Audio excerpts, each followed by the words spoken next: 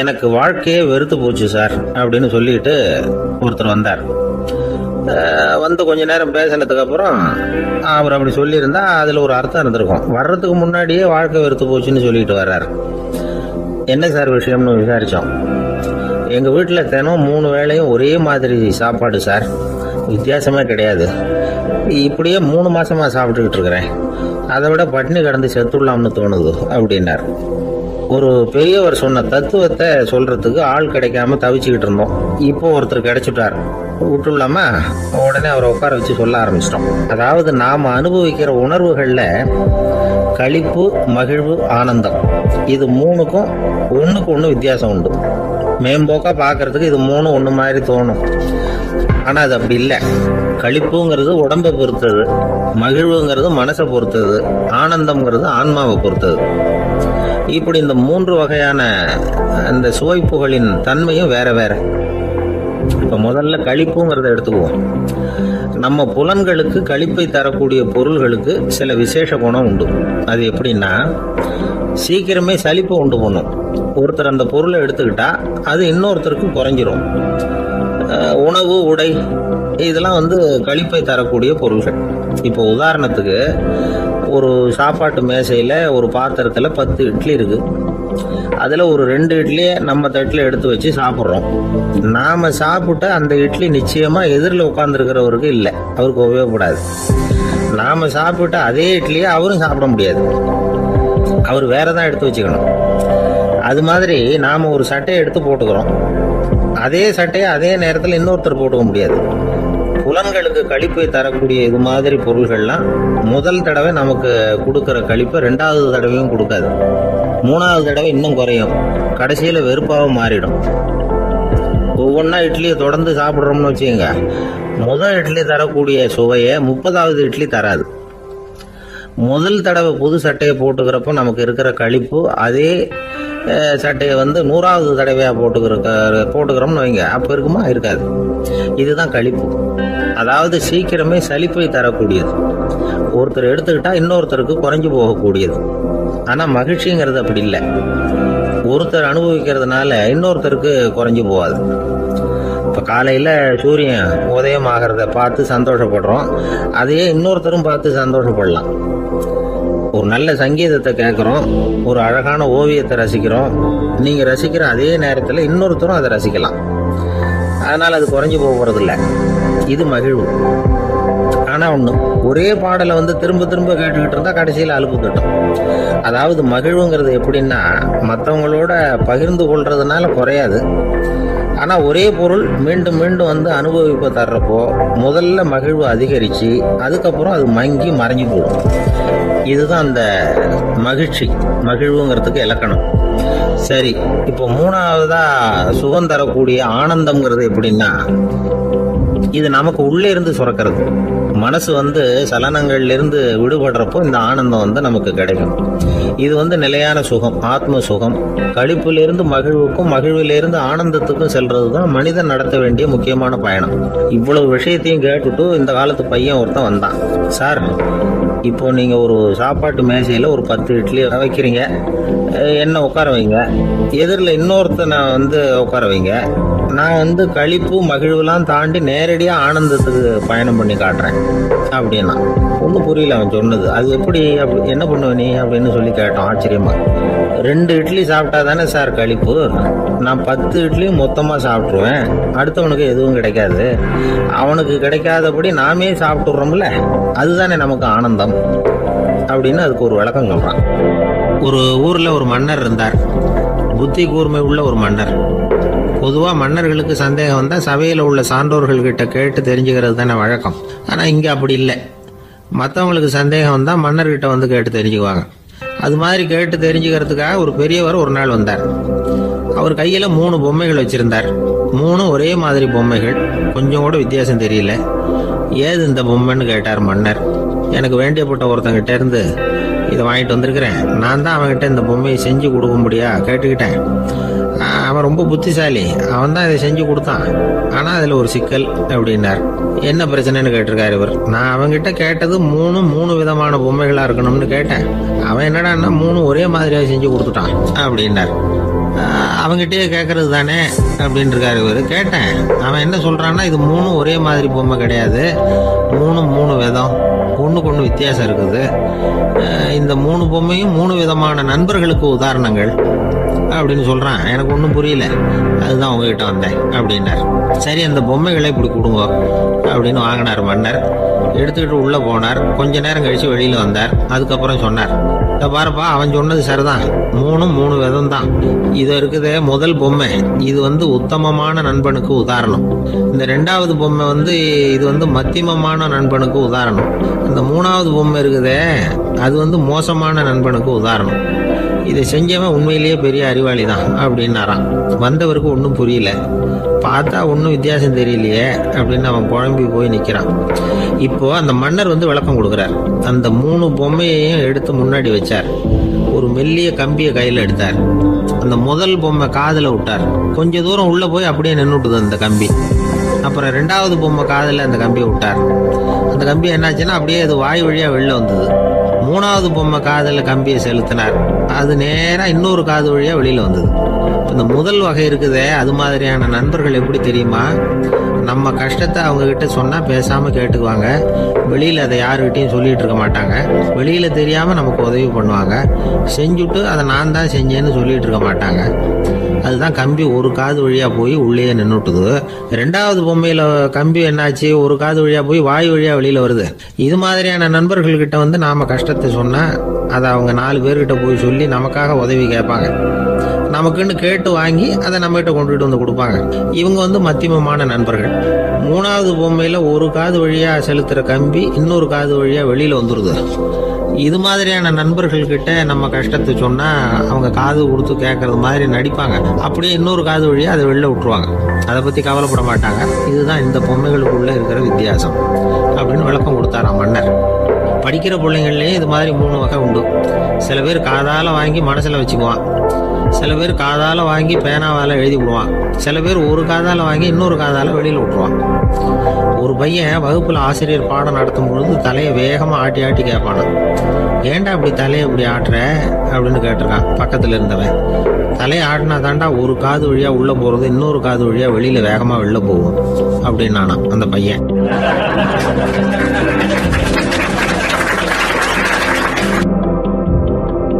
அவர் ஒரு பெரிய குடும்பத்துல பிறந்தவர்.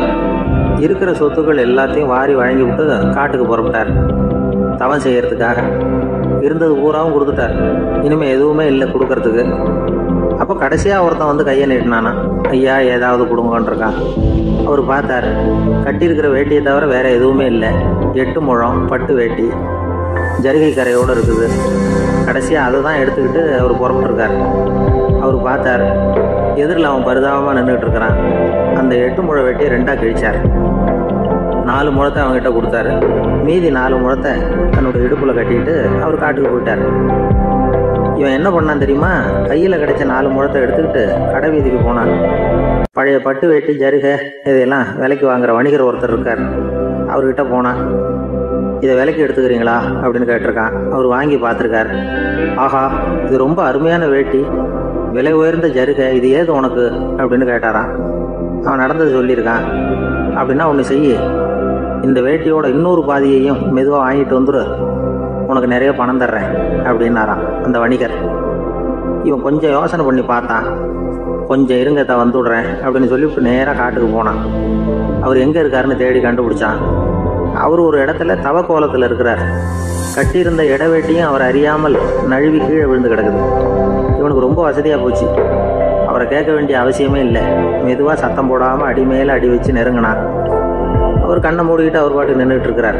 இவன் மெதுவாக போய் கீழே கிடந்த அந்த துணியை எடுத்துக்கிட்டு சத்தம் போடாமல் திரும்பி நடந்தான்.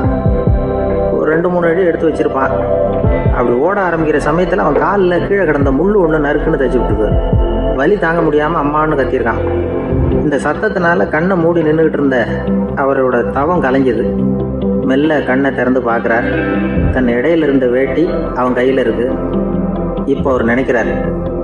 என்ன நினைக்கிறாருன்னா, இந்த வேட்டி மீது நான் வைத்த ஆசை அல்லவா அவனை திருடனாக ஆக்கி விட்டது அப்படின்னு நினைச்சாராம். இந்த வேட்டி மேல நாம வச்ச ஆசை அவனை திருடும்படி ஆக்கிவிடுதே அப்படின்னு நினைச்சாராம். இது எப்பேற்பட்ட மனநிலை அப்படிங்கிறத கொஞ்சம் யோசனை பண்ணி பாருங்க. தான் ஒரு பொருள் மேல வச்ச பற்று இன்னொரு மனிதன் திருடனாக ஆகிறதுக்கு காரணம் ஆயிட்டுதேன்னு நினைக்கிறார். அப்படி நினைச்ச அந்த பெரியவர் யார் தெரியுமா? அவர் தான் மகாவீரர். இழந்துட்டேங்கிறியே, நீ என்னத்தை கொண்டுகிட்டு வந்த எங்க இழந்துடுறதுக்கு? நீ என்னத்தை உண்டாக்குன இது அழிஞ்சுட்டுதுன்னு சொல்றதுக்கு? இதுதான் அவருடைய சிந்தனை.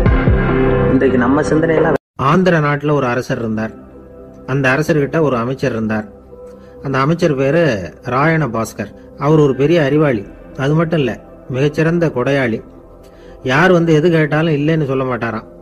அதன் காரணமாகவே அவர்கிட்ட இருந்த செல்வம் நாளுக்கு நாள் குறைஞ்சிக்கிட்டே வந்துட்டு தான். கடைசியில் குடும்பத்துக்குன்னு எதுவும் வைக்காமலே அவர் போய் சேர்ந்துட்டார். மகனும் இறந்துட்டார். அந்த குடும்பத்தில் மிஞ்சி இருந்தது அவருடைய மருமகள், ஒரு பேரன், அவ்வளவுதான். இருந்த ஒரே சொத்து பழுதடைஞ்ச ஒரு வீடு. அந்த அம்மா மற்ற வீடுகளில் வேலை செஞ்சு தன்னுடைய பிள்ளைய படிக்க வச்சுக்கிட்டு வராங்க. அந்த புள்ள ஒரு பெரிய வள்ளலுடைய பேரன்கிறது அந்த பள்ளி வாத்தியார்களுக்கும் தெரியும். அதனால அவங்களும் இவங்கிட்ட கொஞ்சம் அன்பாகவும் அக்கறையாகவும் பழகி பாடம் சொல்லி கொடுத்துக்கிட்டு இருக்கிறாங்க. ஒரு நாள் ஒரு புகழ்பெற்ற கவிஞர் ஒருத்தர் அந்த பள்ளிக்கூடத்துக்கு வந்திருக்கிறார்.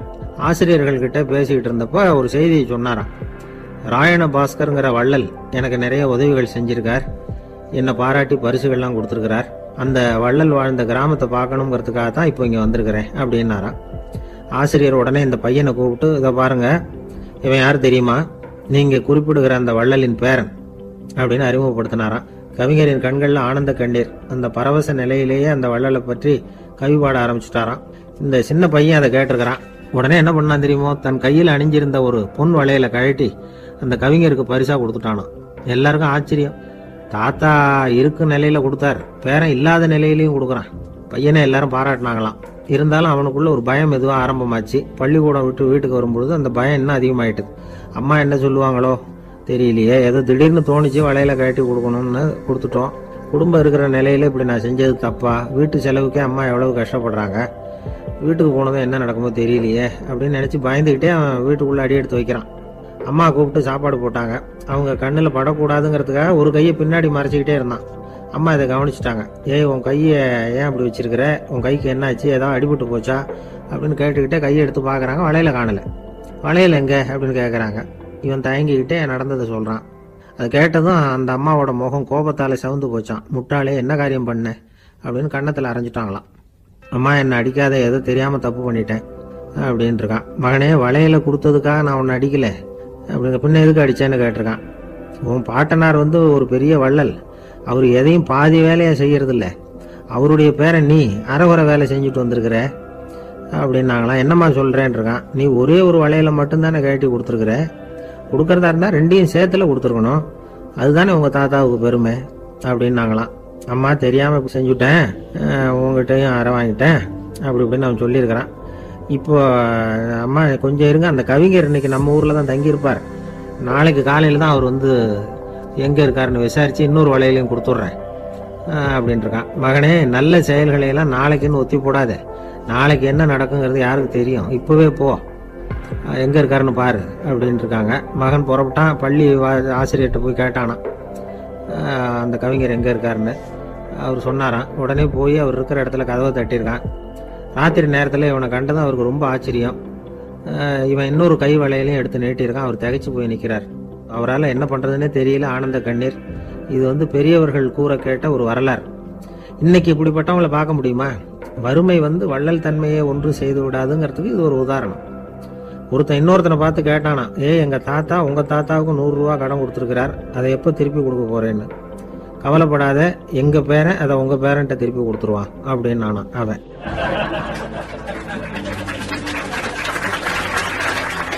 ஒரு ஆளை அடையாளம் கண்டுபிடிக்கணும்னா அதுக்கு சுலபமான வழி என்ன? முகத்தை பார்த்து கண்டுபிடிக்கிறது தான். ஆனா மனுஷன் தப்பு பண்ண ஆரம்பிக்கும் பொழுது அவனை கண்டுபிடிக்கிறதுக்கு வேற வழிகளை தான் கையாள வேண்டியிருக்கு. கைரேகை அதுக்கு ரொம்ப உபயோகப்படுது. கைரேகைகள் வந்து ஒருத்தருக்கு இருக்கிறது மாதிரி இன்னொருத்தருக்கு இருக்கிறது இல்லை. பல் வரிசையும் அப்படிதான். ஏமாத்துறவங்க அதிகமா போனா இருக்கிறவங்க எச்சரிக்கையா இருக்க வேண்டியிருக்குது. பயோமெட்ரிக்ஸ் அப்படிங்கிறது ஒரு பெரிய தொழில்நுட்பம். இதை உபயோகப்படுத்தி சில பாதுகாப்பு உத்திகளை எல்லாம் உருவாக்கி இருக்கிறாங்க அமெரிக்காவில். வீட்டுக்கு சொந்தக்காரர் குரல் கொடுத்தா கதவு திறக்கும், அல்லது அவர் கை வச்சா கதவு திறக்கும்.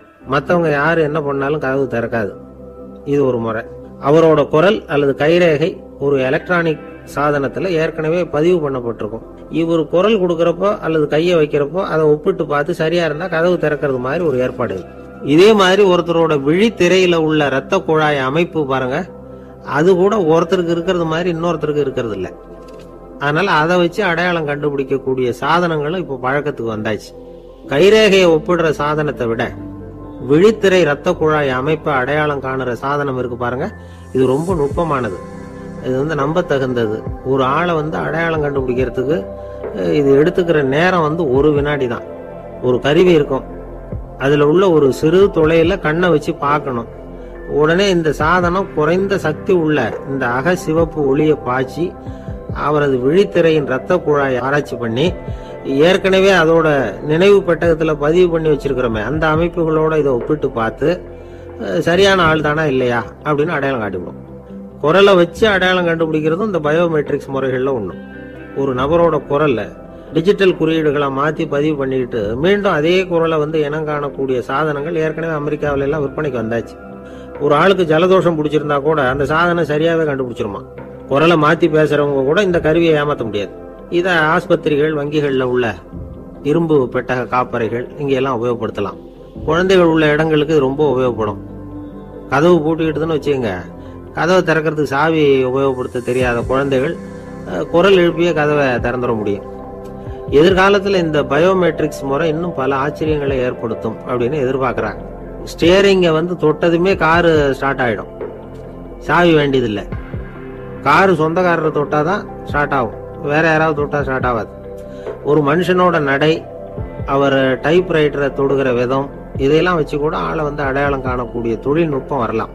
என்னதான் தொழில்நுட்பம் வளரட்டும், குடும்பத்துக்குள்ள நடக்கிற திருட்டுகளை கண்டுபிடிக்கிறது ரொம்ப கஷ்டம். ஒரு வீட்டுல பெட்டியில இருந்த பணம் காணாம போச்சு, வீட்டுக்காரரோ அல்லது பையனோ தான் எடுத்திருக்கணும். பெட்டியை திறந்து பார்த்தா அந்த வீட்டுக்காரம்மா இதுல இருந்து பணத்தை எடுத்தது நிச்சயமா என் வீட்டுக்காரர் தான் அப்படின்னு சொல்ல முடியல அவங்களால. யோசிச்சாங்க, என்னம்மா இப்படி யோசிக்கிறீங்களேன்னு கேட்டிருக்காங்க. நிச்சயமா இந்த பணத்தை எடுத்தது என் வீட்டுக்காரர் இல்லை அப்படின்னு உறுதியா சொல்லிவிட்டாங்க அந்த அம்மா. இது கேட்டவங்களுக்கு ரொம்ப ஆச்சரியமா இருந்தது, அந்த வீட்டுக்காரருக்கு இது ரொம்ப பெருமையா இருந்தது. அது எப்படி அவ்வளவு கரெக்டா சொல்றீங்க அப்படின்னு கேட்டிருக்கிறாங்க. அப்போ அந்த அம்மா சொல்லிச்சான், பெட்டியில இன்னும் கொஞ்சம் பணம் மிச்சம் இருக்குது, இவர் எடுத்திருந்தாருன்னா அப்படி மிச்சம் வச்சிருக்க மாட்டார், அதனாலதான் அப்படி சொன்னேன் அப்படின்னாங்களாம்.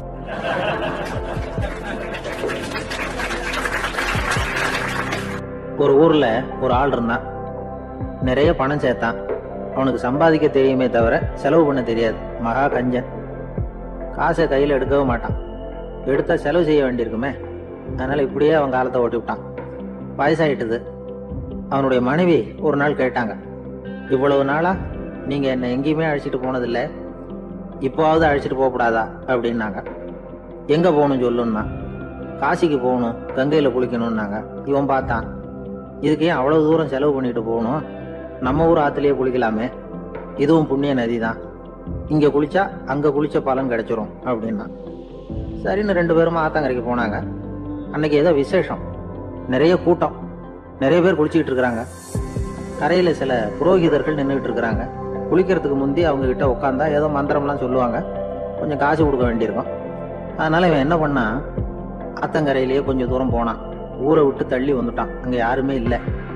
அப்பாடான்னு சந்தோஷப்பட்டான், குளிக்கலாம்னு புறப்பட்டான். இந்த நேரம் கடவுள் பார்த்தார், இந்த கஞ்சனுக்கு ஏதாவது புத்தி போகட்டணும் அப்படின்னு நினைச்சார். உடனே ஒரு புரோகிதர் மாதிரி உருவத்தை மாத்திக்கிட்டு அந்த ஆள் முன்னாடி நின்னார். அவனுக்கு அதிர்ச்சி, இங்க யாருமே இருக்க மாட்டாங்கன்னு நினைச்சா இங்கேயுமே ஒரு ஆள் வந்துட்டாரு, என்ன பண்றதுன்னு யோசனை பண்ணான். புரோகிதர் உருவத்துல இருந்த கடவுள் சொன்னார், இதை பாருங்க, இன்னைக்கு விசேஷ நாள், நீராடுறதுக்கு முன்னாடி சுயகல்பம் பண்ணிக்கிறது ரொம்ப நல்லது அப்படின்னார். என்கிட்ட பணம் எதுவும் இல்லையேன்னா, பரவாயில்ல அப்புறமா கொடுங்க வாங்கிக்கிறேன், ஆனா ஒண்ணு, எவ்வளவு கொடுப்பீங்கிறத மட்டும் இப்பவே சொல்லி விடுங்க அப்படின்னார். இவன் ரொம்ப யோசனை பண்ணான், ஒரு 10 பைசா தரேன் அப்படின்னா. சரின்னு ஒத்துக்கிட்டு எல்லா கிரியைகளையும் அவர் செஞ்சார். அதுக்கப்புறம் கணவனும் மனைவியும் ஆத்துல குளிச்சாங்க, அவர் போயிட்டார். கொஞ்ச நாள் கழிச்சு அவன் வீட்டுக்கு வந்தார் கடனை வசூல் பண்றதுக்கு. வாசல்ல நின்றுகிட்டு இருந்த அவன் மனைவி இவரை பார்த்ததும் தயங்க ஆரம்பிச்சாங்க. அந்த அம்மா கிட்ட விஷயத்த சொன்னார். அந்த அம்மா ஓடி போய் உள்ள இருக்கிற தன்னுடைய கணவர்கிட்ட சொன்னாங்க. அவன் யோசனை பண்ணான், இப்ப வெளியில போனா அவனுக்கு 10 காசு கொடுக்க வேண்டியிருக்கும், அதனால எனக்கு காய்ச்சல்னு அந்த ஆளுகிட்ட சொல்லிவிடு, இன்னொரு சந்தர்ப்பத்தில் என்னை வந்து பார்க்க சொல்லு அப்படின்னா. அந்த அம்மா போய் சொன்னாங்க. அப்படிங்களா, அப்படின்னா அவரை நான் உடனே போய் பார்க்கணுமே அப்படின்னு உள்ள நுழைய ஆரம்பிச்சார். அவங்க மறுபடியும் இருங்க தான் வரேன்னு சொல்லிவிட்டு உள்ள ஓடி விஷயத்த சொன்னாங்க. இது எதுடா வம்பா போச்சு அப்படின்னு பார்த்தான். மனைவியை கிட்டத்தில் கூப்பிட்டான். இதோ பாரு, ஜன்னி கண்டு நான் இறந்து போயிட்டதா சொல்லிவிடு அப்படின்னா சொன்னாங்க. புரோகிதர் பார்த்தார். அப்படின்னா ஒரு வழியா இருந்து அவருடைய இறுதி சடங்குகளையும் நானே முடிச்சுட்டு போயிடுறேன் அப்படின்னார். உள்ள இருந்தவன் யோசனை பண்ணான், அந்த ஆள் என்ன விடமாட்டான் போல இருக்கு, அதனால ஒரு சவப்பெட்டியில் என்னை வச்சு தூக்கிக்கிட்டு மயானத்துக்கு போங்க பார்த்துக்கலாம் அப்படின்னா. புரோகிதரும் விடுற மாதிரி இல்லை, கூடவே நடந்து போயிட்டு இருக்கிறார். அங்க இறக்கி சடங்குகளை முடிச்சுட்டு தீ வைக்கிற நேரம் பொட்டிக்குள்ள இருந்த நம்ம ஆளு அலறி அடிச்சுட்டு வெளியில ஓடி வந்தான்.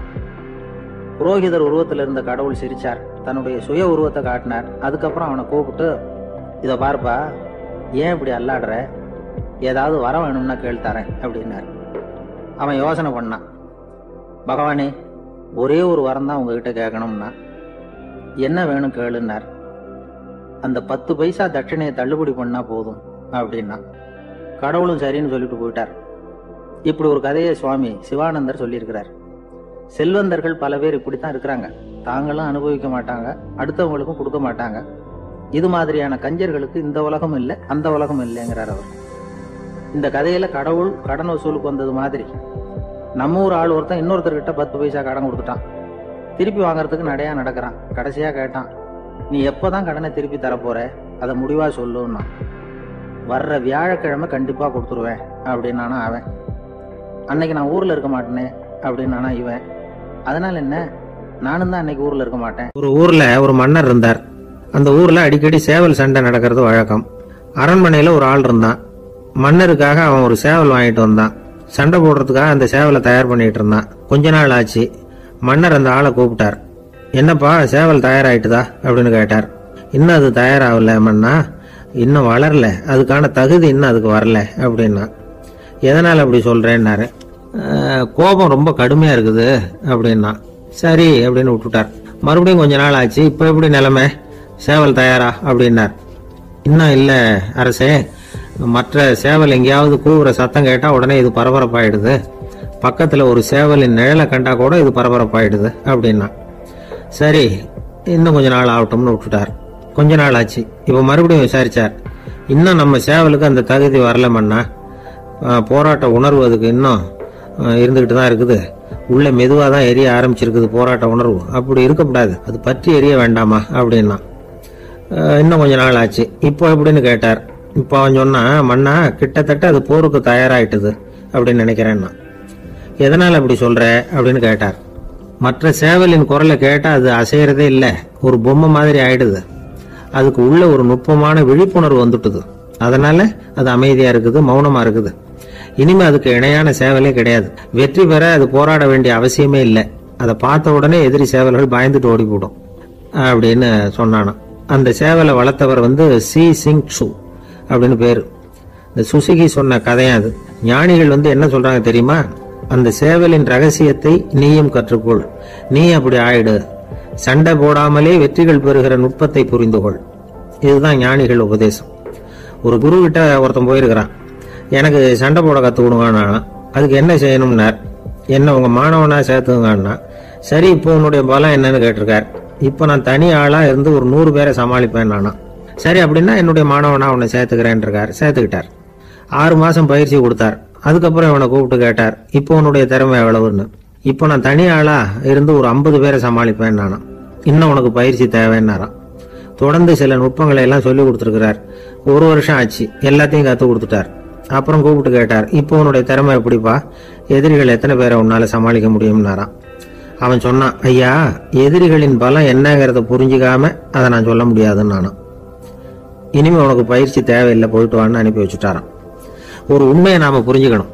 அதாவது அடிக்கிறதுக்கு நமக்கு துணிச்சல் தேவையில்லை, அடிக்காம இருக்கிறதுக்கு தான் துணிச்சல் தேவை. அடிச்சா திருப்பி அடிக்கிறவன் மன உறுதி உள்ளவன் இல்லை, அடிச்சா திருப்பி அடிக்காம இருக்கிறான் பாருங்க, அவன் தான் மன உறுதி உள்ளவன்.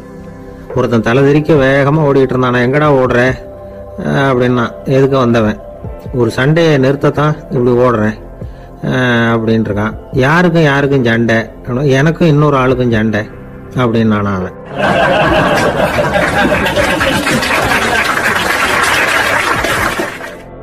ஒரு ஊர்ல ஒரு மன்னர் இருந்தார்.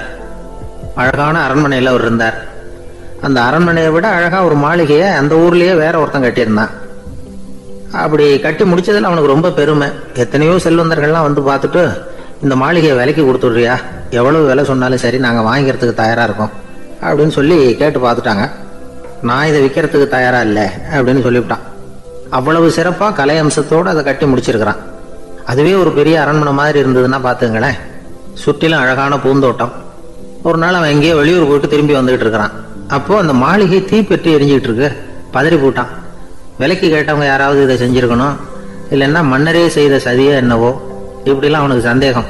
ஒரு மூலையில உட்காந்து அழ ஆரம்பிச்சுட்டான். அந்த சமயத்துல அவனுடைய மகன் அங்க ஓடி வந்தான். அப்பா அழாதீங்க, இதை நான் நேற்று ராத்திரியே நம்ம ஊர் மன்னருக்கு வித்துட்டேன். இதை கட்டி முடிக்க நமக்கு எவ்வளவு செலவாச்சோ அதை போல 3 மடங்கு விலைக்கு வித்துட்டேன். கவலைப்படாதீங்க, இதை விட அழகான மாளிகையை நாம புதுசா கட்டிக்கலாம்னா. இதை கேட்டதும் அழுதுகிட்டு இருந்தவன் அழுகையை நிறுத்தினான். சிரிக்க ஆரம்பிச்சுட்டான். இதே இடத்த நான் வந்து மன்னர்கிட்ட இருந்து விலைக்கு வாங்குவேன், இதை விட அழகான மாளிகையை கட்டுவேன் அப்படின்னு சுத்தி நின்ன எல்லார்கிட்டையும் சொல்லிட்டு இருந்தான். இந்த சமயத்துல அவனோட இளைய மகன் ஓடி வந்தான். அப்பா, அண்ணன் சொன்னதெல்லாம் சரிதான், மன்னர்கிட்ட விலை பேசினதெல்லாம் உண்மைதான். ஆனா வித்தது பேச்சு அளவுல தான். இனிமேதான் பத்திரம் வாங்கணும், எழுதணும், நீங்க கையெழுத்து போடணும், பதிவு பண்ணணும், மன்னர்கிட்ட பணம் வாங்கணும். அதுக்காகத்தான் உங்களை எதிர்பார்த்துக்கிட்டு இருந்தோம். அதுக்குள்ள இப்படி ஆயிட்டுதுன்னா. இப்ப சிரிச்சுக்கிட்டு இருந்தவன் சிரிப்பை நிறுத்தினான். மறுபடியும் குழந்தை மாதிரி அழ ஆரம்பிச்சுட்டான். இது ஒரு சம்பவம். இதுல இருந்து என்ன தெரியுது? அந்த அழகான மாளிகை தன்னுடையது அப்படின்னு நினைக்கும் பொழுது அவனுக்கு அழுகை வந்தது. அது தன்னுடையது இல்லை அப்படின்னு நினைக்கிற போது சிரிப்பு வந்தது. மறுபடியும் அது தன்னுடையதுதான் அப்படிங்கிற உணர்வு வரும்பொழுது அழுகை. எது எதிலிருந்து நீ நீங்கி இருக்கிறாயோ அது அதிலிருந்து உனக்கு துன்பம் இல்லை அப்படிங்கிறார் திருவள்ளுவர். இந்த உடம்பு என்னுடையதில்லை அப்படிங்கிற உணர்வு வந்துட்டா அது ஒரு பெரிய நிலை. அந்த நிலை வந்து வரணும். எல்லாத்தையும் பயன்படுத்திக்கலாம், ஆனா பற்றுல விழுந்துடக்கூடாது. உலகத்தில் இருங்கள், ஆனால் உலகத்தவராக இருக்காதீர்கள். உலகிற்குள் இருங்கள், உலகம் உங்களுக்குள் வந்துவிட அனுமதிக்காதீர்கள். விலகி இருங்கள், விழித்திருங்கள், மௌனமாய் பார்த்திருங்கள் அப்படிங்கிறது சான்றோர் கருத்து. செய்ய வேண்டிய கடமையிலிருந்து விலகி இருக்கிறவர்கள் நம்ம கிட்ட நிறைய பேர் உண்டு. அப்படிப்பட்ட ஒருத்தர் டாக்டர் கிட்ட போனார். டாக்டர், நான் ஒரு கவர்மெண்ட் ஆபீஸ்ல வேலை பார்க்கறேன், எனக்கு ஒரே அசதியா இருக்கு, என்னை சோதிச்சு பாருங்க, ஆலோசனை சொல்லுங்க ஏதாவதுன்னார். டாக்டர் அவரை பரிசோதனை பண்ணி பார்த்துட்டு சொன்னார், இதோ பாரு, உனக்கு இப்போ தேவைப்படுறது முழு ஓய்வு. நீ எவ்வளவு சீக்கிரமா ஆபீஸுக்கு போறியோ அவ்வளவுக்கு உனக்கு நல்லது அப்படின்னாராம்.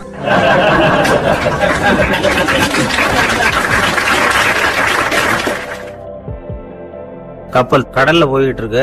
புயல், சூறாவளி, அலையெல்லாம் பெருசு பெருசா ரொம்ப உயரமா உண்டாகுது. கடுமையான காற்றிலேயும் வேகமான அலைகள்லேயும் சிக்கி அந்த கப்பல் தடுமாறுது. திசை மாறி போச்சு. எந்த பக்கம் போயிட்டு இருக்கிறோம்னே தெரியல. அந்த கப்பலை செலுத்திக்கிட்டு இருந்த மாலுமி ரொம்ப சாமர்த்தியமா செயல்பட்டார். தன்னுடைய அறிவாற்றலையும் திறமையையும் முழுமையா பயன்படுத்தினார். அந்த கப்பலை கட்டுப்படுத்தினார். மெதுவா அந்த சூறாவளியிலிருந்து கப்பலை காப்பாத்தி கரைக்கு கொண்டுட்டு வந்து சேர்த்துட்டார்.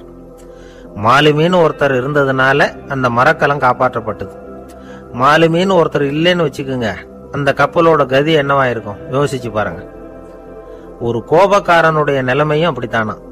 கோபக்காரன்கிறவன் ஒரு மாலுமி இல்லாத மரக்கலம் அப்படிங்கிறார் நபிகள் நாயகம். கொந்தளிக்கிற கடல்ல கொடுமையான அலைகளின் உச்சியில அல்லல் படுகிற மரக்கலத்தை விட மோசமானது கோபக்காரனின் நிலைமை அப்படிங்கிறது அவருடைய கருத்து. அது மாதிரி இதுன்னு சொல்லல, அதை விட மோசம் இது அப்படிங்கிறார். ஏன் தெரியுமா? ஒரு கப்பல் கடல்ல தடுமாறினா அதை சரிப்படுத்த மாலுமி இருக்கிறார். அவர் தன்னுடைய சாமர்த்தியத்தினால அதை கட்டுப்படுத்தி சரியான வழிக்கு கொண்டுட்டு வந்துருவார். ஆனா கோபக்காரனுடைய நிலைமை அப்படி இல்லை அப்படிங்கிறார் நபிகள் நாயகம். மனித மனம் ஒரு மரக்கலம், அறிவு அதுல இருக்கிற மாலுமி. மாலுமி மரக்கலத்தை வந்து செலுத்துறான், அவனுக்கு கட்டுப்பட்டு அது ஓடுது. ஆனா கோபக்காரன்கிற மனுஷங்கிட்ட அறிவுங்கிற மாலுமி சரியா வேலை செய்ய மாட்டான். ஏன்னா கோபம் அந்த மாலுமியின் கண்களை அவிச்சிரும், காதுகளை கேட்காம பண்ணிவிடும். கண்ணையும் காதையும் மூடி விட்டு கப்பலை ஓட்டுனா எப்படி ஓட்டுறது? அதனால கோபக்காரன் மாலுமி இல்லாத மரக்கலம். இடி மின்னல்ல மாட்டிக்கிட்டு கஷ்டப்படுற கப்பல் மாதிரி கஷ்டப்படுறான். பெரியவங்க எல்லாம் என்ன சொல்றாங்க? உனக்கு கெடுதல் பண்ணவனுக்கும் நீ நன்மையே செய், எவருடைய விருப்பு வெறுப்பையும் பொருட்படுத்தாதே. பரம எதிரிக்கும் நீ நன்மை செய்ய ஆரம்பிச்சா உன்னுடைய தூய நிலையை பார்த்துட்டு அவனும் உனக்கு நெருக்கமான நண்பனா ஆயிடுவான். இதுதான் பெரியவங்க நமக்கு சொல்லி இருக்கிறது. புனித குர்ஆன் சொல்றது என்ன? தீமையை நன்மையை கொண்டே நீர் தடுத்து கொள்ளும் அப்படின்னு சொல்லப்பட்டிருக்கிறதுல. இன்னா செய்தாரை ஒருத்தல் அவர் நாண நன்னயம் செய்து விடல் அப்படிங்கிறார் திருவள்ளுவர். செல்வந்தர் ஒருத்தர்கிட்ட ஒரு சிறுவன் வந்து ஆடு மேய்ச்சிக்கிட்டு இருந்தானா. பெரியவர் அவனை கூப்பிட்டு, நீ நேரா போய் ஒரு ஆட்டுல உள்ள ரொம்ப நல்ல பகுதி எதுவோ அதை எடுத்துக்கிட்டு வா அப்படின்னாரான். இவன் போனான். ஒரு ஆட்டு உடம்புல இருந்த நாக்கு, இருதயம், இது ரெண்டையும் எடுத்துட்டு வந்து கொடுத்தானா. பெரியவர் வாங்கி பார்த்தார். அதுக்கப்புறம் இப்ப நீ போய் இன்னொரு ஆட்டுல இருக்கிற ரொம்ப கெட்ட பகுதி எதுவோ அதை எடுத்துட்டு வா அப்படின்னாரான். இவன் போய் எடுத்துட்டு வந்தான். அவன் கையில இருந்தது மறுபடியும் அதே மாதிரி நாக்கு, இருதயம், இது ரெண்டும் தான். என்னது இப்பவும் அதையே கொண்டுட்டு வந்திருக்கிற அப்படின்னாராம் பெரியவர். இவன் சொன்னானா, ஒரு உடம்புல உள்ள ரொம்ப நல்ல பொருளும் இதுதான், ரொம்ப கெட்ட பொருளும் இதுதான் அப்படின்னானா. இளம் வயசுல இப்படி பதில் சொன்னவர் தான் பேரறிஞர் லுக்மானுல் ஹக்கீம் அவர்கள். கோபப்படாம இருந்தா இது ரெண்டும் நல்லா வேலை செய்யும், கோபப்பட்டா இது ரெண்டும் மோசமா வேலை செய்யும். அதை புரிஞ்சுக்கிறதுக்காகத்தான் இன்னைக்கு இந்த தகவல். கோபம் வந்துட்டா நாம என்ன செய்யறோங்கிறது நமக்கே தெரியாது. ஒருத்தர் டாக்டர் கிட்ட போனார் அவசரமா. டாக்டர், எனக்கு இப்ப கடுமையான கோப வெறி, எனக்கு கண்ணு மண்ணு ஒன்னும் புரியல, உடனடியாக அதை கட்டுப்படுத்தணும், உடனே இதுக்கு ஏதாவது ஒரு மாத்திரை கொடுங்க பிளீஸ் அப்படின்னார். அந்த டாக்டரும் உடனே ஒரு மாத்திரையை கொடுத்து, இதை உடனே போடுங்க, நான் தண்ணி கொண்டுட்டு வரேன்னு உள்ள போனார். தண்ணியோட திரும்பி வந்தார். இவரு சொன்னார், டாக்டர், நீங்க கொடுத்த மாத்திரை ரொம்ப பெருசா இருந்தது, இருந்தாலும் கஷ்டப்பட்டு முழுங்கிட்டேன்னார். டாக்டர் சந்தேகத்தோட மேசையை பாக்குறார். பார்த்தா மாத்திரை அங்கேயே இருக்குது, பேப்பர் வெயிட்ட காணல.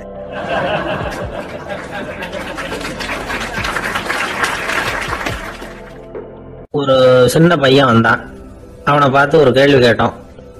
ஏன்ப்பா உங்க வீட்டுல அம்மா புத்திசாலியா அப்பா புத்திசாலியா அப்படின்னு. அவன் அலட்சியமா நம்மளை பார்த்து சிரிக்கிறான். என்ன சார் இது, இந்த காலத்துல இது கூட தெரியாம இருக்கிறீங்களே அப்படிங்கிறான். ஒரு சின்ன பையன் நம்மளை பார்த்து இப்படி கேட்டு விட்டானே அப்படின்னு நினைக்கிறப்போ நமக்கு ஒரு மாதிரி ஆயிடும். அதுக்கப்புறம் தான் இந்த தாத்தா பாட்டி எல்லாம் சொல்ற ஒரு கதை ஞாபகத்துக்கு வந்தது.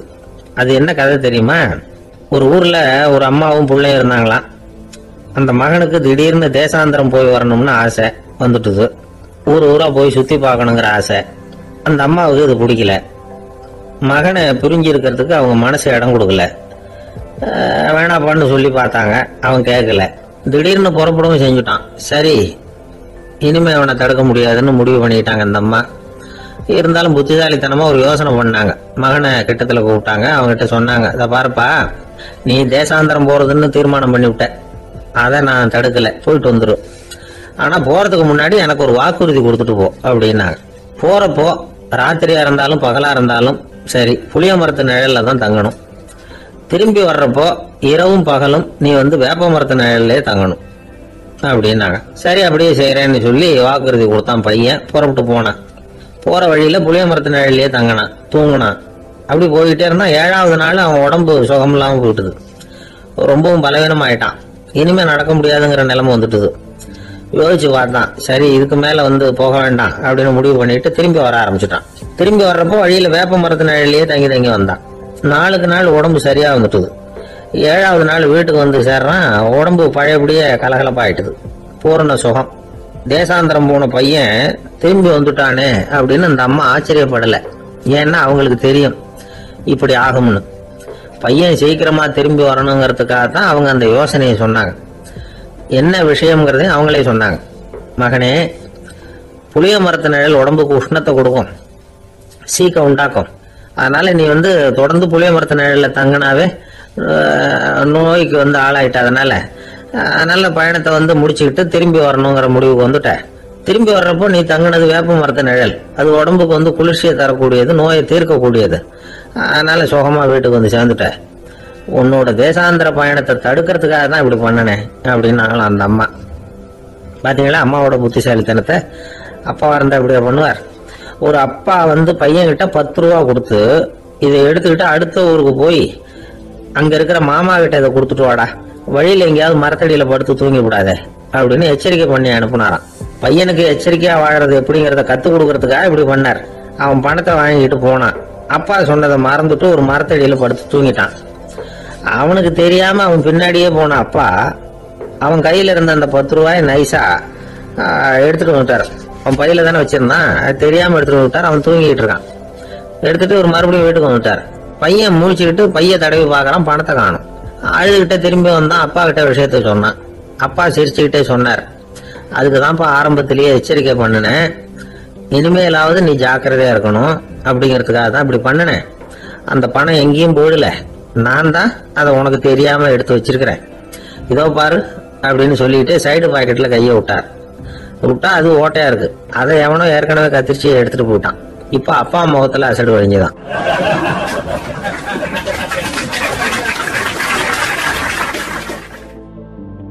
கங்கை கரை தோட்டம் பக்கத்துல ஒரு ஆசிரமம். அங்க ஒரு பெரியவர் தங்கி இருக்கிறார். அவர் தான் ராமகிருஷ்ண பரமஹம்சர். அந்த ஆசிரமம் இருந்த இடம் கரக்பூர். வங்காளத்துல பொதுவா எல்லாரும் மீன் சாப்பிடுறது உண்டு. கங்கையில குளிச்சுட்டு கையில ஒரு மீனோட வர்றது வழக்கம். இவர் இருக்கிற இடத்துக்கு கங்கையில படகு வழியா வரணும். அப்படிதான் எல்லாரும் வருவாங்க. வர்றவங்களை ஒண்ணு கூட்டி ஆன்மீக விஷயங்களை பத்தி பேசிக்கிட்டு இருப்பார். ஒவ்வொரு நாள் ஒவ்வொருத்தர் நகரத்துக்கு போகணும். வரும்பொழுது மீன் கொண்டுகிட்டு வரணும். அதுக்கு ஒரு அட்டவணையே உண்டு ஆசிரமத்துல. அது பிரகாரம் ஒரு நாள் சுவாமி யோகானந்தர் படகுல போனார்.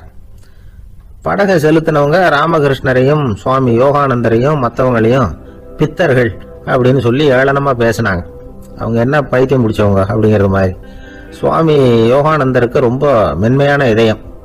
இவங்க இப்படி கண்ணாபின்னான்னு பேசுறத பார்த்தா மீனை வாங்கிட்டு திரும்புறப்போ என்ன நடக்குமோ அப்படிங்கிற பயம் வேற வந்துட்டு அவருக்கு. அவ்வளவு மென்மையானவர். இதை தெரிஞ்சுக்கிட்ட ராமகிருஷ்ணர், யோகானந்தா இங்க வா அப்படின்னு கூப்பிட்டார். இவரு கண்ணீரை தொடச்சிக்கிட்டே கிட்ட போனார். சொன்னார், ஐயா, படகு ஓட்டுறவங்க உங்களை பத்தி மோசமா பேசுறாங்க. என்ன திட்டினா பரவாயில்ல, ஆனா உங்களை அவங்க திட்டுறாங்க, அதை என்னால தாங்கிக்க முடியல அப்படின்னார். இதை கேட்டதும் ராமகிருஷ்ணருக்கு கோபம் வந்துட்டுதான். என்னது, உன்னுடைய குருவை பத்தி அவங்க மோசமா பேசும்பொழுது நீ சும்மா இருந்தியா? வெளியில போ அப்படின்னு விட்டார். குரு நிந்தனை செய்யறப்போ அதை கேட்டுக்கிட்டு சும்மா இருக்கலாமா? குரு நிந்தனையை கேட்டா பாவம் இல்லையா? என்னை தூற்றும் போது அவங்க பாவம் செய்யறாங்க. அதை கேட்டுக்கிட்டு நீ சும்மா இருந்தா நீயும் பாவம் செய்யற அப்படின்னாராம். அடுத்த நாள் சுவாமி நிரஞ்சனானந்தர் போக வேண்டிய நாள். இவர் படகுல போகும்பொழுதும் அதே மாதிரி நடந்துதான். அவங்க மோசமா பேச ஆரம்பிச்சாங்க, திட்ட ஆரம்பிச்சாங்க. அப்படி கேலி பண்ண ஒருத்தனை இவர் என்ன பண்ணார், பலார்னு கன்னத்துல அரைஞ்சுட்டார்.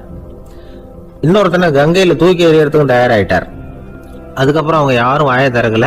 மீன் வாங்கிட்டு வர்றப்பவும் படகுல ஒரே அமைதி. அவ்வளவு பயம் அவங்களுக்கு. ராமகிருஷ்ணர் கூப்பிட்டு விசாரிச்சார் என்ன நடந்ததுன்னு. இவர் சொன்னார், அவரு யோகானந்தா போகும்பொழுது என்ன நடந்ததோ அப்படியே தான் இப்பவும் நடந்தது. குரு நிந்தனை செய்யறத கேட்டுக்கிட்டு நான் சும்மா இருப்பேனா? ஒருத்தனை அப்படியே அரைஞ்சுட்டேன், இன்னொருத்தனை ஆத்துல தூக்கி போட்டுருவேன்னு பயமுறுத்தினேன், அவ்வளவுதான் அப்படின்னாராம். இப்பவும் ராமகிருஷ்ணருக்கு கோபம் வந்துட்டு தான். என்ன இது, அணியறது காஷாயம், இருக்கிறது ஆசிரமம், உனக்கு இவ்வளவு கோபம் வந்ததுன்னா அப்புறம் என்னத்துக்கு ஆசிரமத்தில் இருக்கணும்? பிரம்மச்சாரி எப்பவும் அமைதியா இருக்கணும் அப்படின்னு அறிவுரை சொன்னாராம் ராமகிருஷ்ணர். அப்போ இவர் கேட்டாராம், ஏங்க அவருக்கு ஒரு விதமான அறிவுரை சொன்னீங்க, எனக்கு வேற விதமா அறிவுரை சொல்றீங்க, இதுல எது உண்மை அப்படின்னு கேட்டிருக்கார். இதுக்கு ராமகிருஷ்ணர் சொன்ன பதில் என்னன்னா, அட அசடே, சக்கரத்துல காத்து அதிகமா இருந்தா குறைக்கணும், குறைச்சலா இருந்தா கூட்டணும். அவன் சாது, அவனுக்கு அதிக உணர்ச்சி தேவை, உனக்கு படபடப்பு அதிகம், உனக்கு பொறுமை தேவை அப்படின்னாராம். இதுல உள்ள கருத்து என்னன்னா, கல்விங்கிறது எப்படின்னா அதை சூழ்நிலைக்கு தகுந்த மாதிரி கற்பிக்கணும். எல்லாருக்கும் ஒரே மாதிரி கற்பிக்க கூடாது. கேட்கிற ஒரு தகுதி, புரிஞ்சுக்கிற திறமை, இதை பொறுத்து கல்வி அமையணும். ஆரம்ப காலத்துல ஒரு குரு,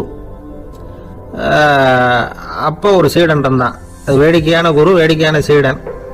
ஒரு ஆசிரமம். ஒரு நாள் ஒருத்தன் அவசரமா அந்த குருவை தேடி வந்திருக்கிறான். என்ன விஷயம்னு விசாரிச்சார் குரு.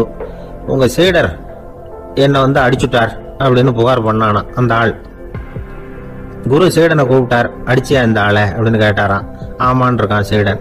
ஏன் அடிச்சே அப்படின்னு கேட்டாராம். இந்த ஆள் உங்களை பத்தி மட்டமா பேசிவிட்டான், என்னால் அதை தாங்கிக்க முடியல, அதனாலதான் அடிச்சுட்டேன் இருக்கான். அப்படி என்ன பேசினா அப்படின்னு கேட்டாராம். உன்னுடைய குருநாதர் இப்பெல்லாம் அர்த்தமில்லாம பேச ஆரம்பிச்சுட்டார் அப்படின்னு சொல்லிவிட்டான், அதனாலதான் அடிச்சுட்டேன் அப்படின்னு நானா. அதுக்காக அடிச்சே அப்படின்னாராம். நான் அதுக்காக அடிக்கல குருவே, இப்பெல்லாம் நீங்க அர்த்தம் இல்லாம பேசுறதாக அவன் சொல்றான். அப்படின்னா இதுவரைக்கும் நீங்க அர்த்தத்தோட பேசினதாகத்தானே அர்த்தம். அது தப்பு தானே, அதனாலதான் அடிச்சேன் அப்படின்னு நானா.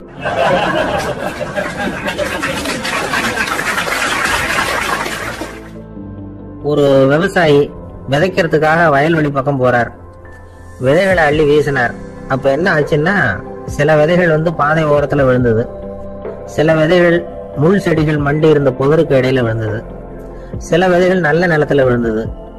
பாதை ஓரத்துல விழுந்த விதை என்ன ஆச்சுன்னா, அதெல்லாம் பறவைகள் கண்ணில் போட்டுவிட்டது. உடனே உட்காந்து கொத்தி தின்னுட்டு போட்டுது.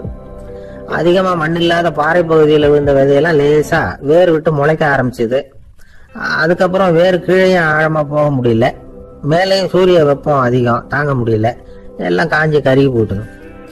புதர் பகுதியில சில விதைகள் விழுந்தது இல்லையா, முள் செடிகள் காடா மண்டி போயிருந்தது.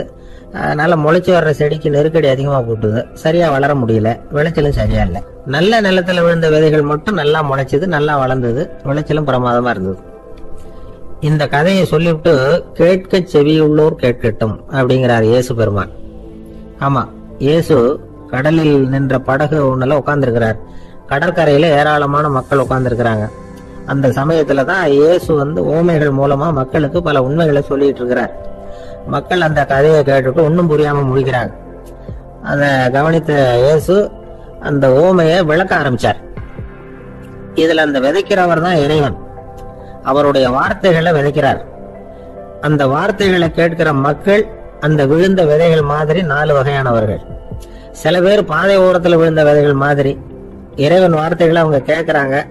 ஆனா தீய எண்ணங்கள் செய்கைகள் மூலமா விதைக்கப்பட்ட வார்த்தைகள் அழிஞ்சு போடுது. இறைவன் வார்த்தைகளை கேட்ட உடனே மகிழ்ந்து போய் உடனே சில பேர் அதை ஏத்துக்கிறாங்க. இவங்கெல்லாம் அந்த பாறை பகுதியில் விழுந்த விதைகள் மாதிரி. அதனால இவங்கெல்லாம் வேறு இல்லாதவங்க. கொஞ்ச காலத்துக்கு இறை வார்த்தைகளுக்கு கீழ்ப்படிந்து நடப்பாங்க. அதனால ஏதாவது இடைஞ்சல் ஏற்பட்டா உடனே தடுமாறுவாங்க. தங்கள்கிட்ட இருக்கிற நல்ல பண்புகளை விட்டுட்டு பாவ வழிகளுக்கு போடுவாங்க. முள் செடிகளுக்கு இடையில விழுந்த விதைகள் மாதிரி உள்ளவங்க யாருன்னா, இவங்களுக்கு உலக கவலை உண்டு. செல்வத்தின் மீது மயக்கம் உடையவர்கள். உலக ஆசைகள் இவங்களுக்குள்ள பூந்தொடுறதுனால அங்க இருக்கிற நல்ல பண்புகள் மறைஞ்சு போடுது. அதனால அவங்களும் உபயோகம் இல்லாதவங்களா ஆயிடுறாங்க. நல்ல மனிதர்கள் நல்ல நிலத்துல விழுந்த விதைகளுக்கு ஒப்பானவர்கள். இவங்க இறை வார்த்தையை கேட்கறாங்க, அதை ஏத்துக்கிறாங்க. அவங்களும் நல்லபடியா வாழறாங்க, அடுத்தவங்களுக்கும் உபயோகமா இருப்பாங்க. இதுதான் இயேசு சொன்ன விளக்கம். நல்ல வார்த்தைகளை கேளுங்கள், நல்ல வார்த்தைகளை ஏற்றுக்கொள்ளுங்கள், அடுத்தவங்களுக்கு உபயோகமா இருங்க. இதுதான் பெரியவங்கள்லாம் நமக்கு சொல்லுகிற உபதேசம். ஒரு அப்பா தன்னுடைய மகனுக்கு உபதேசம் பண்ணார். இந்த பாருப்பா, நல்ல வார்த்தைகளை கேட்கணும். எப்போதுமே மகன் அப்பா பேச்ச கேட்கறது நல்லது அப்படின்னாராம். நீ ஏதாவது ஒரு தப்பு பண்ணா என் தலையில ஒரு முடி நரைச்சு வெள்ளையா போடும்பா. நீ செய்யற ஒவ்வொரு தப்புக்கும் என் தலையில ஒவ்வொரு முடி வெள்ளையாயிடும் அப்படின்னாராம். பையன் யோசிச்சான், அப்பா இப்பதான் எனக்கு புரியுது. தாத்தாவோட தலைமுடி பூராவும் வெள்ளையா இருக்கிறதுக்கு என்ன காரணம்ங்கிறது எனக்கு இப்பதான் புரியுது அப்படின்னானா.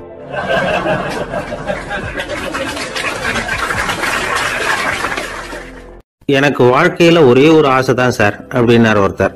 அது என்னன்னு கேட்டேன். ஆசைகளை ஒழிச்சுடணுங்கிறது தான் என்னோட ஆசை அப்படின்னார். இப்படி ஆசைகளை ஒழிக்க வேண்டும் அப்படிங்கிறதையே ஒரு ஆசையா கொள்றது அபத்தம் அப்படிங்கிறார் ஒரு பெரியவர். இது மாதிரி ஆசைகளை ஒழிக்க ஆசைப்பட்டா அந்த நோக்கம் நிறைவேறாதான். அந்த முயற்சியால புதுசா சில துன்பங்கள் தான் சேருமா. அதுல புதுசா ஒரு ஆசை தலை தூக்கும் அப்படிங்கிறார் அவர். ஆசைகளை தானா விழ வச்சுடலாம். அதுக்கு வழி என்ன தெரியுமா? எந்த ஒரு ஆசையையுமே பூரணமா நிறைவேற்றிக் கொள்ள முடியாதுங்கிறத உணரணும். அதை உணர்ந்தா ஆசைகள் தானா வந்துடும். அதை விட்டுட்டு ஆசைகளை விட்டுடணுங்கிறதையே ஒரு ஆசையா வச்சுக்கிட்டு அதுக்காக கடுமையா முயற்சிகளையும் செஞ்சுக்கிட்டு, நான் ஆசைகளை விட்டுட்டு ஞானோதயம் அடையறதுக்கு கடுமையா முயற்சி பண்ணிட்டு இருக்கிறேன் சார் அப்படின்னு சொல்லிக்கிட்டு இருந்தா எந்த காலத்திலையும் ஞானோதயம் வரப்போறது இல்லை. அதுக்கு பதிலா துன்பம் தான் சேரும் அப்படிங்கிறது அவரோட கருத்து. எந்த ஒரு ஆசையையும் பூரணமா நிறைவேற்றி கொள்ள முடியாது அப்படிங்கிறத உணரணும். ஒரு ராஜா, அவர் மனசுல அமைதி இல்லை, எப்பவும் கஷ்டப்பட்டுக்கிட்டே இருந்தார். இந்த துன்பத்தை போக்குறதுக்கு பல வழிகள்ல என்னென்னமோ முயற்சியெல்லாம் பண்ணி பார்த்தார். ஒன்னும் சரியா வரல. கடைசியா ஒரு காரியம் பண்ணார். அதாவது ஒரு வேதாந்தியை தேடிட்டு போனார். அவரை பார்த்து கேட்டார், ஐயா, என்னுடைய துன்பங்கள்ல இருந்து நான் விடுபடணும், அதுக்கு சுலபமா ஏதாவது ஒரு வழி இருந்தா சொல்லுங்களேன் அப்படின்னு கேட்டுக்கிட்டார். அதுக்கு அந்த வேதாந்தி சொன்னார், அதுக்கு ஒரு வழி சொல்றேன், அது மாதிரி செய். அதாவது உன்னுடைய ராஜ்யத்துக்குள்ள போதுங்கிற மனசோட வாழற ஒருத்தனை கண்டுபிடிக்கணும். அப்படி கண்டுபிடிச்சு அவனுடைய சட்டையை வாங்கி நீ போட்டுக்கணும். அப்படி போட்டுக்கிட்டா உன்னுடைய துன்பம் தீர்ந்துரும் அப்படின்னார். உடனே ராஜாவுக்கு ரொம்ப மகிழ்ச்சி. அரண்மனையில இருந்த அத்தனை பேரையும் ஆளுக்கு ஒரு பக்கமா அனுப்புனார், தேட சொன்னார். போதுங்கிற மனசுடைய ஒருத்தனை கண்டுபிடிச்சி கொண்டுகிட்டு வாங்க அப்படின்னார். எங்கெங்கயோ தேடி கடைசியா ஒரு ஆளை கண்டுபிடிச்சாங்க. அவன் போதுங்கிற மனசோட இருக்கிறவன் தான். ஆனா அவன்கிட்ட சட்டை எதுவும் இல்லை. இடையில கட்டி இருக்கிற துண்டே போதுங்கிற மனசோட அவன் வாழ்ந்துகிட்டு இருக்கிறான். சட்டை இருந்தாவில் ராஜா வாங்கி மாட்டிக்க முடியும். அந்த வேதாந்தி ஏன் அப்படி சொன்னாருங்கிறதுக்கான அர்த்தம் இப்பதான் ராஜாவுக்கு புரிஞ்சுதான். இதுவரைக்கும் சொன்னதெல்லாம் ஞான மார்க்கத்தை தேடிடுறவனுக்கான உள்ள தகவல். இப்போ இன்னைக்கு இளைஞர்கள் இதை கேட்டுவிட்டு நமக்கு ஆசையே வேணாம் அப்படின்னு முடிவு பண்ணிவிட்டா வாழ்க்கையில முன்னேறவே முடியாது. நம்முடைய முயற்சிக்கு ஆசைதான் தூண்டுகோல். அதனால இந்த ஆசையையும் அந்த ஆசையையும் போட்டு குழப்பிக்க கூடாது. ஆனா ஒண்ணு, பேராசை நமக்கு தேவையில்லை. நாம படுற ஆசையிலேயும் ஒரு நியாயம் இருக்கணும். ஏன்னா நம்மள சில பேர் நீங்க தான் சார் சொன்னீங்க, அதனாலதான் ஆசைப்பட்டேன், அரைதான் கிடைச்சது மிச்சம் அப்படிம்பாங்க கன்னத்தை தடவிக்கிட்டே. அதனால இப்பெல்லாம் எந்த தகவலை சொன்னாலும் ரொம்ப எச்சரிக்கையா இருக்க வேண்டி இருக்குது. ஒரு ஆளு ஒரு கடை வச்சு வியாபாரம் பண்ணிட்டு இருந்தான். அவனுக்கு ரொம்ப பேராசை, நிறைய பணம் சேர்க்கணும்னு. திடீர்னு ஒரு நாள் அவனுக்கு உடம்பு ரொம்ப சுகம் இல்லாம போயிட்டுது. இனிமே பிழைக்கிறது கஷ்டங்கிற நிலைமை. மரணப்படுகையில இருக்கிறான். சொந்தக்காரங்கெல்லாம் சுத்தி உட்கார்ந்து இருக்கிறாங்க. இவன் மெதுவா கண்ணை திறந்து பாக்குறான். என் வீட்டுக்காரி எங்கன்னா, இதோ இருக்கேன் அப்படின்னாங்க அந்த அம்மா. பசங்கள்லாம் எங்கேங்கிறான். இதோ பக்கத்துலதான் நின்றுட்டு இருக்கிறோங்கிறாங்க. பொண்ணுங்க எங்கேங்கிறான். எல்லாம் இங்கதான் இருக்கிறோம் அப்படிங்கிறாங்க. எல்லாம் இங்கதான் பக்கத்துலதான் இருக்கோம், நீங்க கவலைப்படாதீங்கன்னு சொல்றாங்க எல்லாம். அவன் மெதுவா கஷ்டப்பட்டு வாயை திறந்து, அட பாவீங்களா, எல்லாரும் இங்க இருந்தா அங்க கடையை யாரு கவனிக்கிறது அப்படின்னானா. ஒரு நாள் ஒரு 10-15 பள்ளிக்கூடத்து பிள்ளைங்க தேடிட்டு வந்தாங்க. உங்களை பார்த்துட்டு தான் போகணும், அதுக்காக தான் வந்திருக்கோம்னாங்க. என்ன விஷயம்னு கேட்டோம். நாங்கள்லாம் கூடி ஒரு முடிவு பண்ணியிருக்கிறோம், அதை உங்ககிட்ட சொல்லணும் அப்படின்னாங்க. அதுவும் ஒரு வாண்டு பையன் அதை சொன்னான். என்ன முடிவு அது அப்படின்னு கேட்டோம் ரொம்ப ஆர்வமாக. அதை இப்போ சொல்ல மாட்டோம், எங்களுக்கு பிடிக்கிற மாதிரி ஏதாவது ஒரு தகவல் சொன்னால் அதுக்கப்புறம் நாங்கள் அதை சொல்கிறோம் அப்படின்னா அந்த வாண்டு பையன். சரி, சின்ன பையன்கிட்ட இன்னைக்கு வசமாக மாட்டிக்கிட்டோம் அப்படின்னு நினச்சிக்கிட்டு அவங்களுக்கு தகுந்த மாதிரி ஒரு கதை சொல்ல ஆரம்பித்தோம். அது என்ன கதைன்னா, ஒரு பெரிய காடு, அதில் பலவிதமான மிருகங்கள். அந்த காட்டுக்கு ஒரு சிங்கம் தான் ராஜா. எப்பவும் காட்டுக்கு அது தானே ராஜா. ஒரு பெரிய யானைக்கு இது பொறுக்கலை.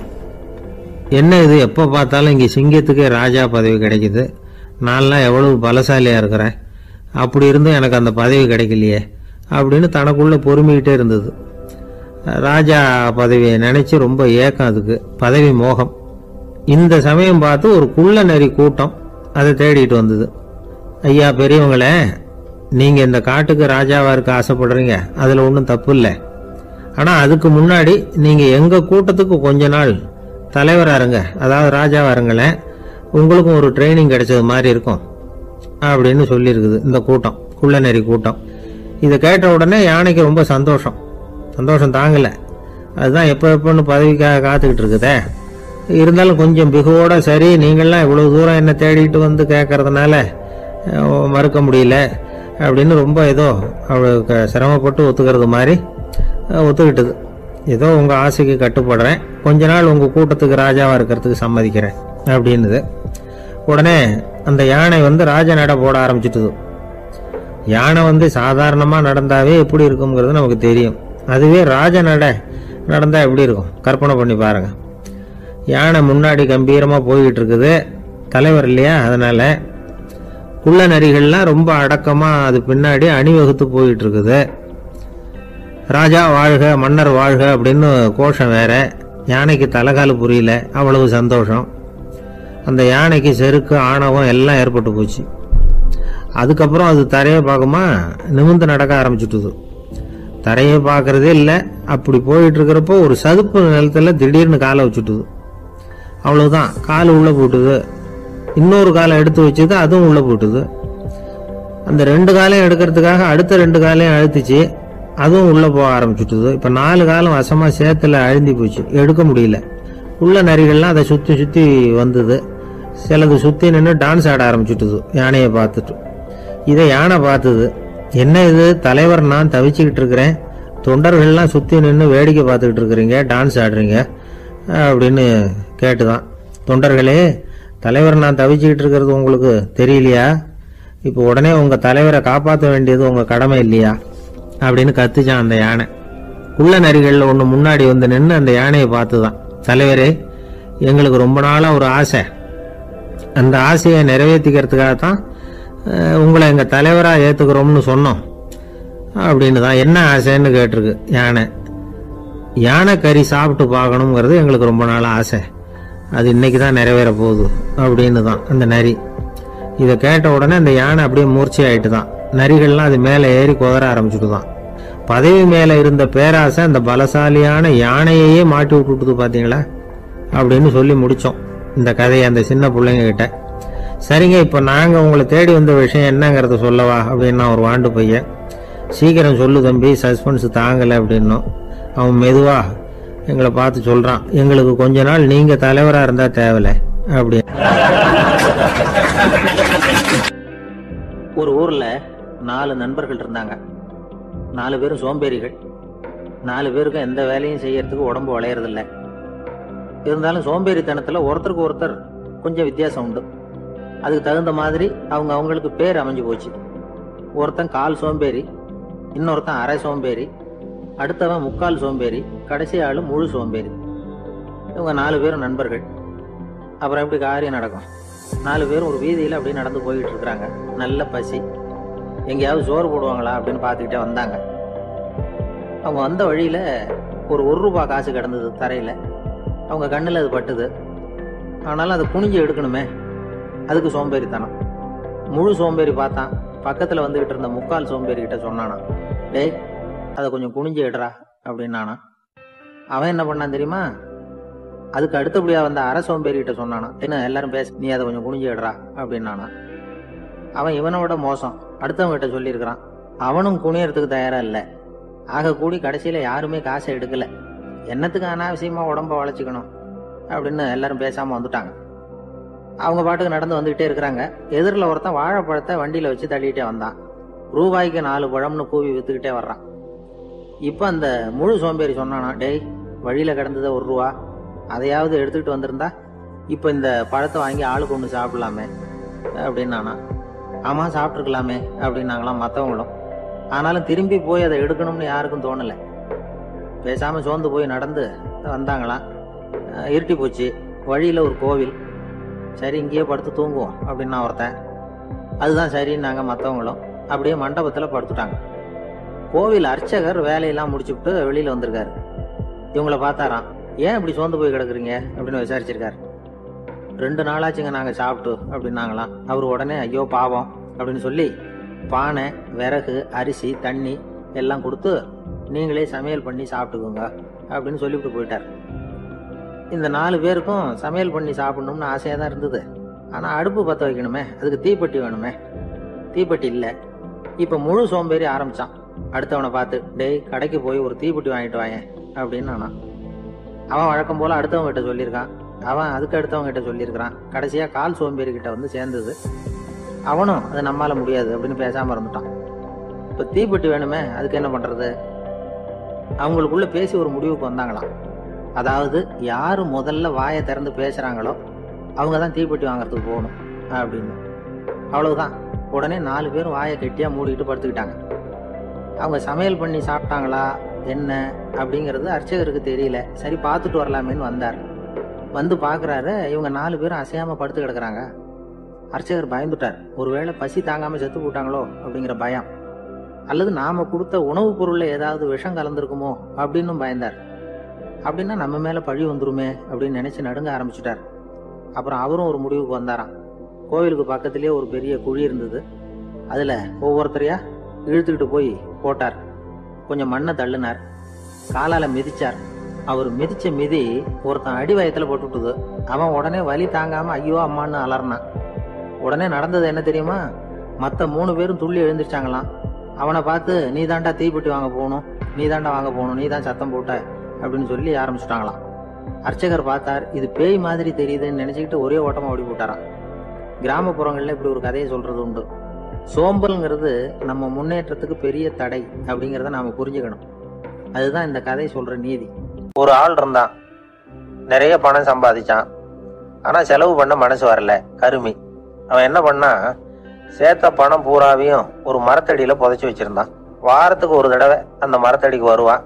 புதைச்ச இடத்த ஆவலோடு பார்த்துக்கிட்டு இருப்பான். அதுக்கப்புறம் போயிடுவான். அவ்வளவுதான். ஒரு நாள் ஒரு திருடன் வந்தான். இவன் புதைச்சி வச்சிருந்ததெல்லாம் எடுத்துட்டு போயிட்டான்.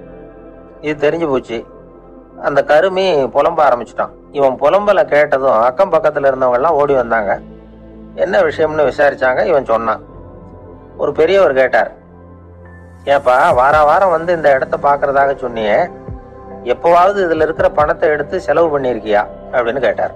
நான் அப்பப்போ வந்து அதை பார்க்கறது தான் வழக்கம், அதை தொட்டதே இல்லைன்னு. அவன் சரி அப்படின்னா இப்போ நீ அதே மாதிரி வாரம் ஒரு தடவை வந்து இந்த இடத்த பார்த்துட்டு போகலாமே அப்படின்னாராம் அந்த பெரியவர். அதுவும் சரிதானே, எவ்வளவு காலமானாலும் அவன் அந்த பணத்தை எடுத்து செலவு பண்ண போறதில்ல. அப்படி இருக்கிறப்ப உள்ளே பணம் இருந்தாலும் ஒண்ணுதான், இல்லாம போனாலும் ஒண்ணுதான்.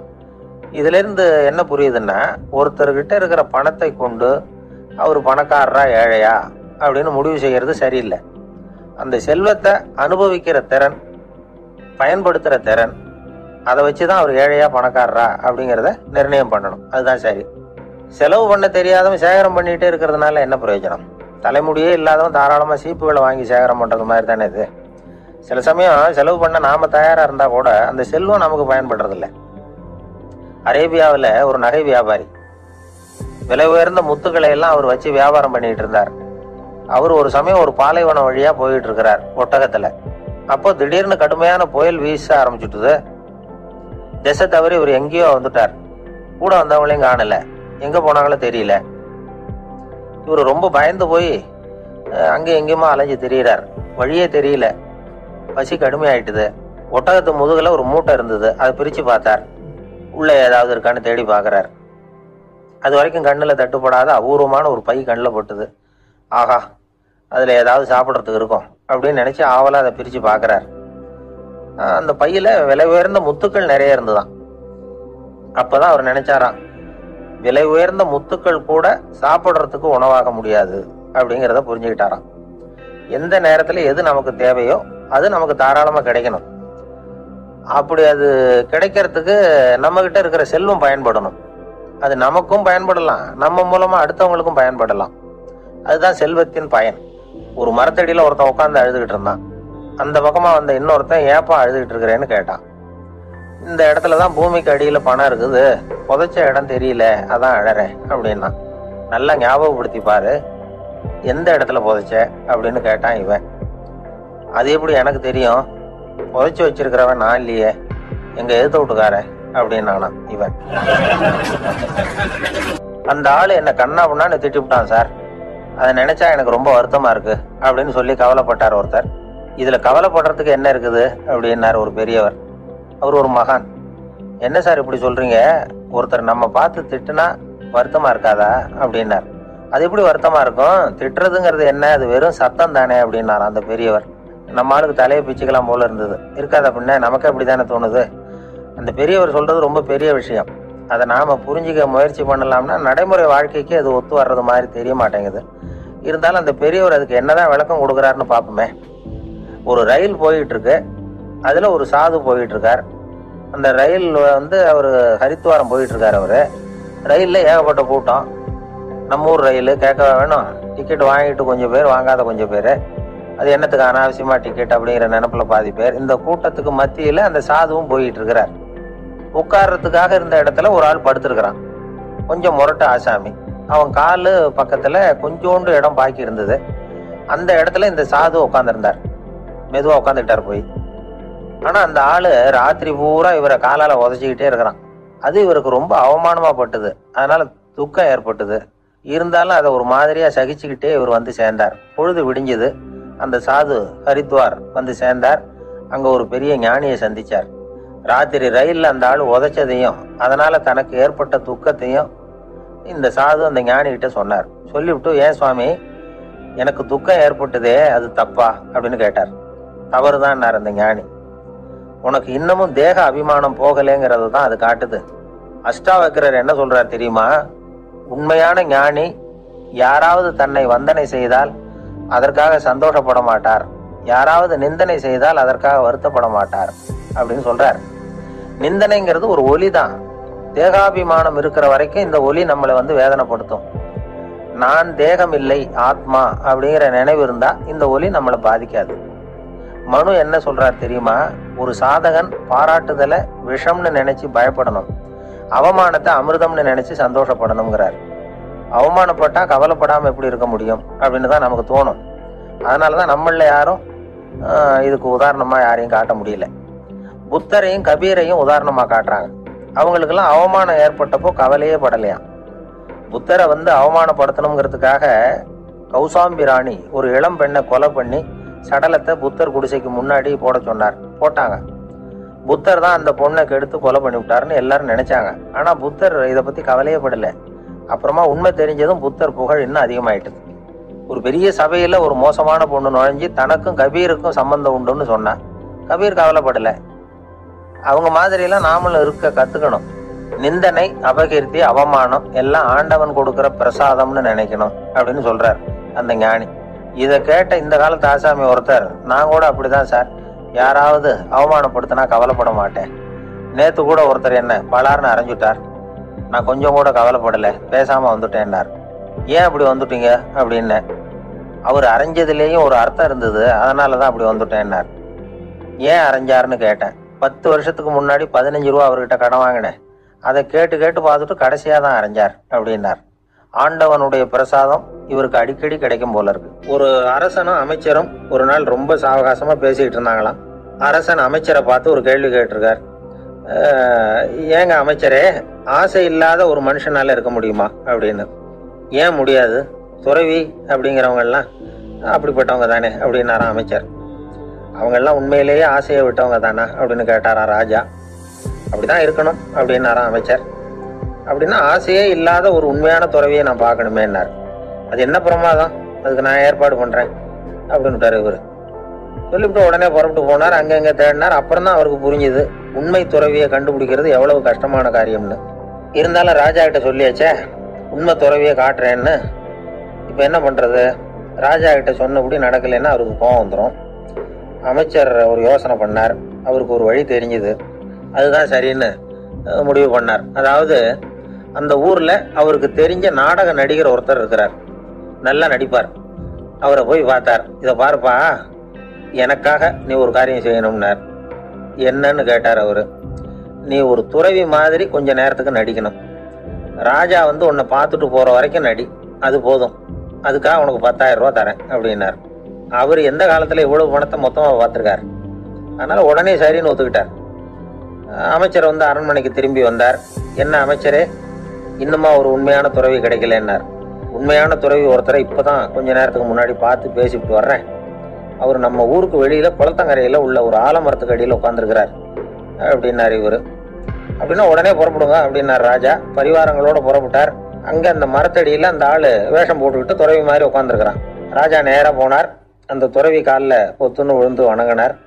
உடனே ராணி அவர் காலில் விழுந்தாங்க. அடுத்தபடியா அமைச்சர் விழுந்தார். அவருக்கு தெரியும் இது நம்ம ஆளு தான்னு. இருந்தாலும் என்ன பண்றது, நேரம். அப்புறம் பரிவாரங்கள்லாம் துறவி காலில் விழுந்து ஆசீர்வாதம் வாங்கிட்டாங்க. ராஜா அப்புறமா தங்கத்தட்டுல பொண்ணையும் பொருளையும் வச்சு அந்த துறவி கிட்ட ரொம்ப பணிவா நீட்டுறார். தாங்கள் தயவு பண்ணி இதை ஏத்துக்கணும் அப்படின்னு வேண்டிக்கிட்டார். அந்த துறவி பற்று இல்லாம அதை பார்த்தார். எல்லாத்தையும் திறந்துட்ட எனக்கு இதெல்லாம் எதுக்காக அப்படின்னு சொல்லி அதை மறுத்துட்டாராம். ஆஹா, உண்மையான துறவியை பார்த்துட்டோம் அப்படிங்கிற ஆனந்தம் அரசருக்கு. ரொம்ப நிம்மதியா திருப்தியா திரும்பி வந்தார் அரண்மனைக்கு. அதுக்கப்புறம் அமைச்சர் யாருக்கும் தெரியாம அந்த துறவிகிட்ட ஓடினார். சொன்ன பிரகாரம் பணத்தை நீட்டினார். இந்தப்பா, நான் உங்ககிட்ட சொன்னபடி 10,000 ரூபா பணம் எடுத்துக்கோ அப்படின்னார். அந்த ஆள் ராஜா கிட்ட சொன்னது மாதிரியே எல்லாத்தையும் திறந்துவிட்ட எனக்கு இதெல்லாம் எதுக்காக, வேணாம் அப்படின்னு விட்டாராம். நடிச்ச வரைக்கும் போதும்பா, இனிமே இந்த நாடக வசனம்லாம் வேணாம், வேஷத்தை கலைச்சிருவோம், பணத்தை வாங்கிக்கோன்னார். இல்லைங்க, இது வேஷம் இல்லை, இது வசனமும் இல்லை, இது உண்மை. கொஞ்ச நேரம் துறவி மாதிரி நடிச்சதுக்கே இந்த தேசத்து ராஜா, ராணி, அமைச்சர், பரிவாரங்கள் எல்லாம் என் காலில் விழுந்து வணங்குறாங்க. அப்படின்னா உண்மையான துறவியா இருக்கிறது எவ்வளவு பெருமையான விஷயம். நான் உண்மையான துறவியா ஆக போறேன், அப்படி முடிவும் பண்ணிட்டேன் அப்படின்னார் அந்த நடிகர். வேஷம் கூட எப்படிப்பட்ட விளைவுகளை உண்டு பண்ணுது பாத்தீங்களா.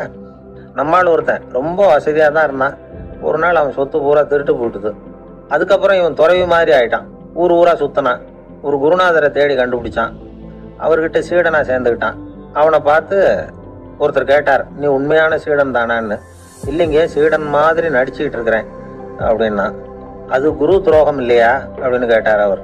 இல்லைங்க, நான் பண்ணது குரு துரோகம் இல்லை,